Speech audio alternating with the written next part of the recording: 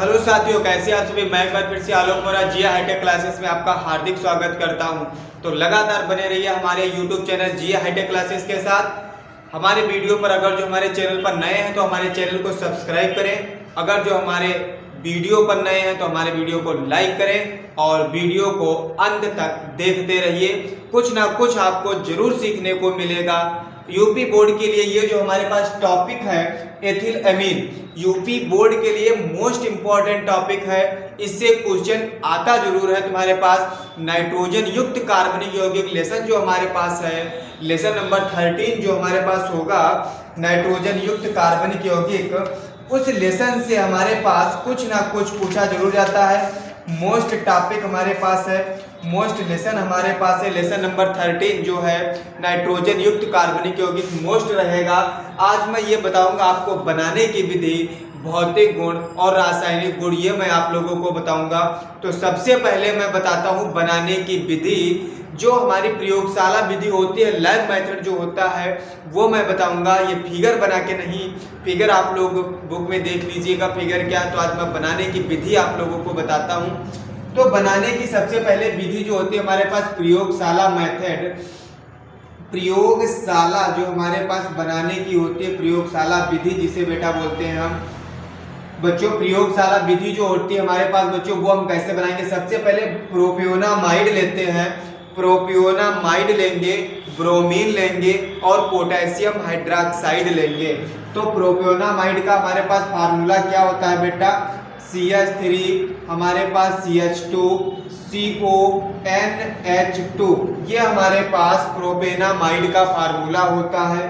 प्रोपेनामाइड कैसे, एक कार्बन, दो कार्बन, तीन कार्बन, तीन कार्बन के लिए प्रोप लेते हैं। हमारी जो हमने आईपीएससी आप लोगों को पिछले वीडियो में पढ़ाई है, वो आईपीएससी जरूर देखिएगा। रामबाण हमारे पास आईपीएससी है, आप लोगों अच्छी तरीके से आईपीएससी बनाना सीख सकते हैं। अगर जो वीडियो देख लेते हैं एक बार तो आईपीएससी बिल्कुल अच्छी तरीके से आप लोग बनाना बिल्कुल 100% श्योर सीख जाएंगे, मैं गारंटी लेता हूं। ये प्रोपेनामाइड हो गया। इसकी रिएक्शन जब हम ब्रोमीन के साथ कराएंगे और हम पोटेशियम KOH, पोटेशियम या एल्कोहलिक KOH, पोटेशियम हाइड्रोक्साइड लेंगे, इसकी जब रिएक्शन कराएंगे तब हमारे पास जो बनेगा वो बनेगा हमारे पास एथिल एमीन। तो एथिल एमीन मतलब CH3, CH2, NH2, ये हमारे पास बना CH3, CH2, फिर हमारे पास बना NH2। ये जो बेटा हमारे पास, ये जो बच्चों बना हमारे पास, ये बना हमारे पास एथिल एमीन। ये एथिल एमीन, आई होप आप लोग ये समझ गए होंगे। CH3, CH2 और ये NH2, ये एथिल एमीन बन गया।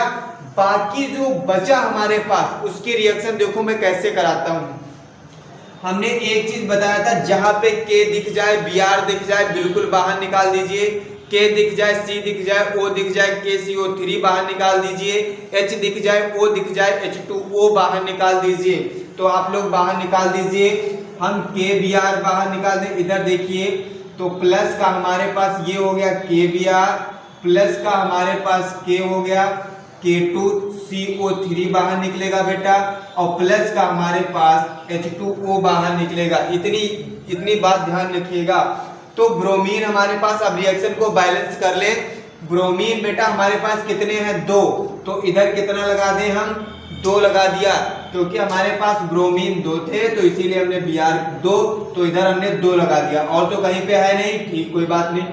अब पोटेशियम हमारे पास इधर कितने हो गए, 2, इधर कितने हो गए, 2, 4 हो गए, तो यहाँ पे हम कितना लगा दें, 4 लगा दें। अब हाइड्रोजन हमारे पास कितना हो गया, इधर 4, इधर हाइड्रोजन 2, तो इधर हाइड्रोजन हमने कितना लगा दिया, 2, तो 2 दूनी 4। ऑक्सीजन कितना हो गया, ऑक्सीजन हमारे पास 4, 4 3 4, इधर 4 1 5, इधर तो 3 और 3 2 5, इधर ऑक्सीजन हमारे पास। इतनी बात समझ में आई। ये बन गया हमारे पास एथिल एमीन बेटा। ये प्रयोगशाला बनाने की विधि है, ये एथिल एमीन बन गया हमारे पास।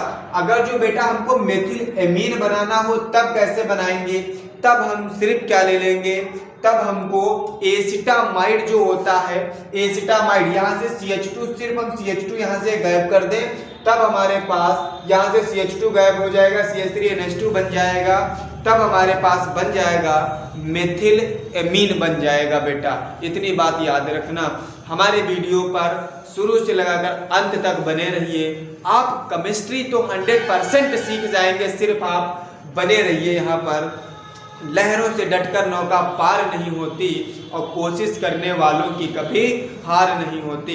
बूंद बूंद करके घड़ा जिस तरह से भर जाता है, उसी तरह से आप लोग भी एक दिन सक्सेस हो जाएंगे। सिर्फ और सिर्फ मेहनत करिए आप लोग, पढ़ाई से रिलेटेड बातें करिए आप लोग। बाकी मार्केट में क्या चल रहा है उस पर आप लोग ध्यान मत दीजिए। आप सिर्फ अपने मेहनत और लगन के अनुसार काम करिए। जो व्यक्ति ऊपर उठने लगता है ना, उसे लोग गिराने की कोशिश करने लगते हैं। उसी तरह से इस समय चल रहा है। लोगों को सक्सेस नहीं देखी जा रही है कि लोग सफलता की ओर बढ़ रहे हैं तो उनको सक्सेस नहीं देखा जा रहा है, और लोग क्या करते हैं, दूसरे को गिराने की कोशिश करते हैं। तो आप लोग उस पर ध्यान मत दीजिए। जो मेरा नहीं हुआ वो आपका क्या होगा, इसी तरह से आप लोग ये बात ध्यान रखिए। जो मेरा नहीं हो सकता वो आपका क्या हो सकता है, ये बात सदैव ध्यान रखना। एक हमारी बेटा, जो मेरा नहीं हो सकता वो आपका क्या हो सकता है, ये बात कितनी आई। ये हमारे पास था प्रोपियोनामाइड, हमारे पास ये बेटा क्या था,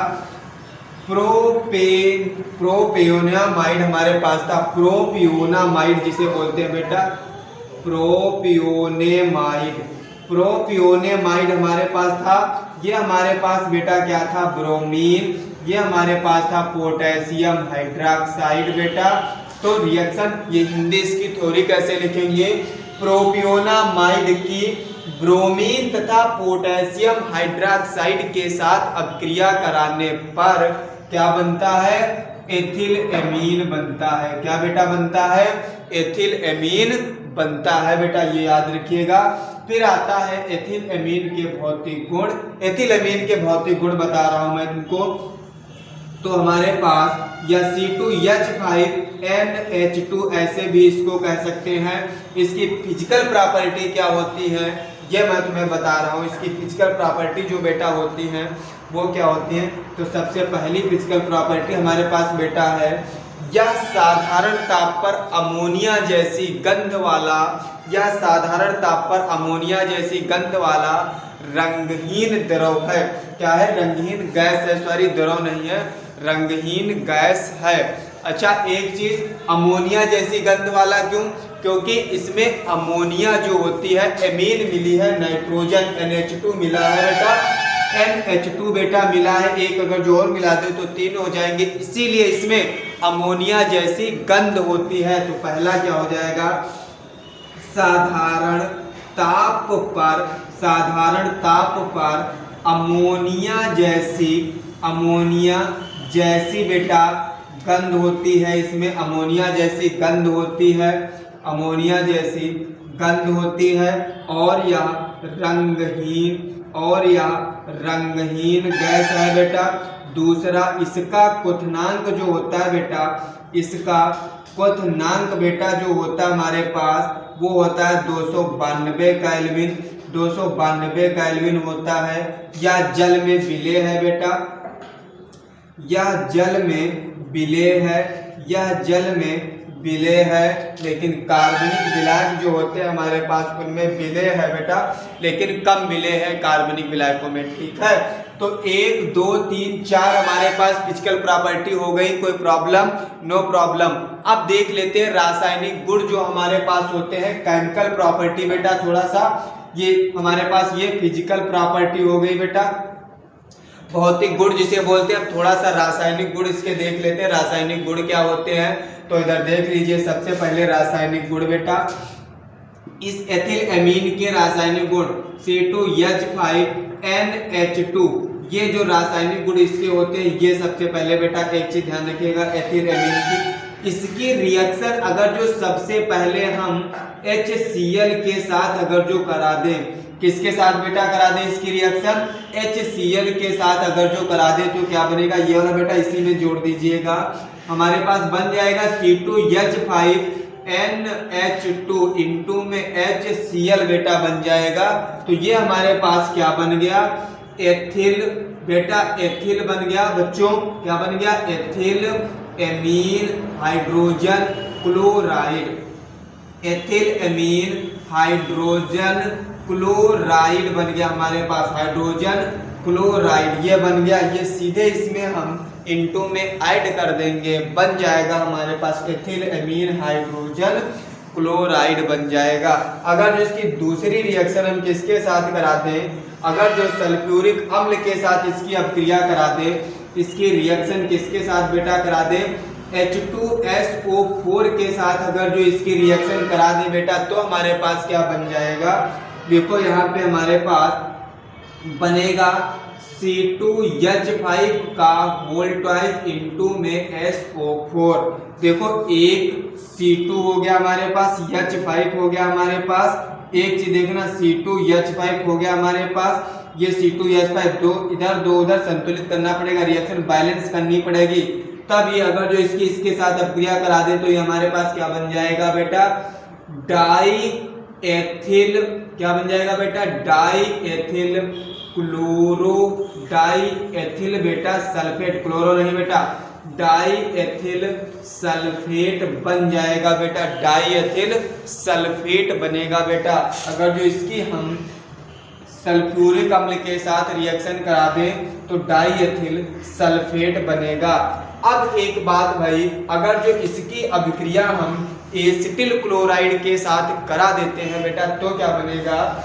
अब इसकी रिएक्शन बेटा एसिटिल क्लोराइड के साथ कराई, एसिटिल क्लोराइड का फार्मूला बेटा होता है हमारे पास जो CH3CO और Cl बेटा हमारे पास होता है। तो एक चीज ध्यान रखिएगा, इसमें का जो एक H है वो बेटा बाहर चला जाएगा, इसमें का जो एक H है वो Cl के साथ बाहर चलेगा। देखो मैं इधर बता देता हूँ आप लोगों को, ये हमारे पास लिखा है बेटा C2, या तो यहाँ पे नीचे देख लीजिएगा लिखा हमारे पास C2H5 सिंगल बॉन्ड N, एक H हमारे पास इधर, एक H हमारे पास इधर, N बॉन्ड 3 बनाता है, तो इसीलिए N के पास हमारे पास 1 बॉन्ड 2 बॉन्ड 3 बॉन्ड बन गए बेटा। तो इधर देखिए बच्चा बन गया हमारे पास बच्चा, इसकी एसिटिल क्लोराइड के साथ रिएक्शन करवा दीजिए।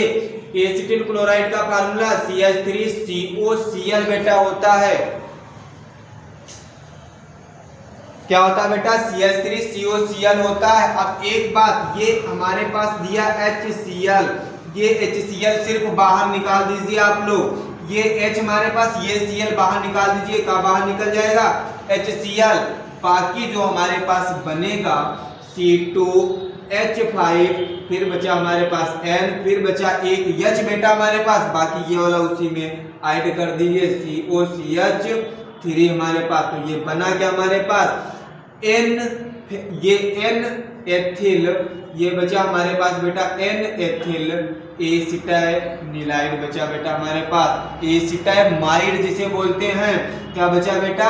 N एथिल एसिटाइमाइड बचा, N एथिल एसिटाइमाइड बचा बेटा हमारे पास। इतनी बात बेटा समझ में आई? जब हम एथिल एमीन की एसिटिल क्लोराइड के साथ अभिक्रिया कराते हैं तो N एथिल एसिटाइमाइड बनता है हमारे पास, क्या बना? N एथिल एसिटाइमाइड बनेगा हमारे पास। इसकी रिएक्शन बेटा एक चीज याद रखिएगा, ये मोस्ट इंपॉर्टेंट रिएक्शन है, मोस्ट इंपॉर्टेंट रिएक्शन बेटा, मोस्ट इंपॉर्टेंट रिएक्शन बेटा। इसी की रिएक्शन जो हमारे पास C2H5 NH2 की रिएक्शन बेंजाइलीकरण बेटा जो होता है बेंजिल क्लोराइड के साथ अभिक्रिया, जिस हिसाब से हमने एसिटिल क्लोराइड के रिएक्शन कराई उसी हिसाब से आप लोगों को बेंजिल C6H5COCl के साथ आप लोगों को कराना है।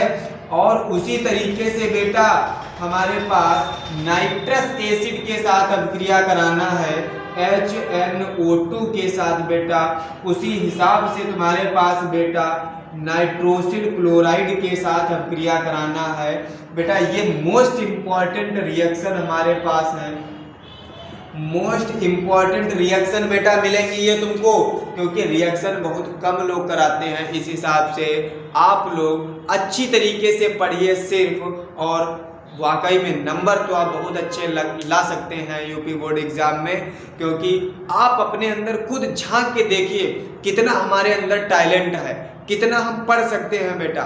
तो उस टैलेंट को आप खोजिए, निखारिए टैलेंट को, तुम्हारे अंदर खुद टैलेंट है, आप लोग बेहतर कर सकते हैं, सिर्फ करने की कोशिश करिए। जिन्होंने कहा था तेरे बस की नहीं, उनको करके दिखाना है बेटा, उनको करके दिखाना है बच्चा। जिन्होंने कहा था तेरे बस की नहीं, अब की बार यूपी बोर्ड में बेटा, अब की बार यूपी बोर्ड में 90 पार जाना है बेटा। अब की बार यूपी बोर्ड में 90 पार होना है, कसम खा लीजिए बेटा, 90 पार लाना है, श्योर लाना है आप लोगों को। सिर्फ एक बात दृढ़ निश्चय कर लीजिए, आप लोग बिल्कुल ला सकते हैं। सिर्फ एक बार मन से सोचिए कि मैं ला सकता हूं। तो आई होप आप लोगों को ये इतनी चीज समझ में आई होगी कि आप लोग इतना तो बिल्कुल समझ गए होंगे। तो आप हमें कमेंट में बताइएंगे ये वीडियो कैसा लगा। तो आज के लिए इतना ही। जय हिंद, जय भारत। लहरों से डटकर नौका पार नहीं होती, कोशिश करने वालों की कभी हार नहीं होती। रणवीर चौकड़ी भर भर कर चेतक बन गया निराला था, महाराणा प्रताप के घोड़े से पड़ गया हवा का पाला था। महाराणा प्रताप के घोड़े से पड़ गया हवा का पाला था बच्चा। एक बात याद रखना, जय हिंद, जय भारत। आज के लिए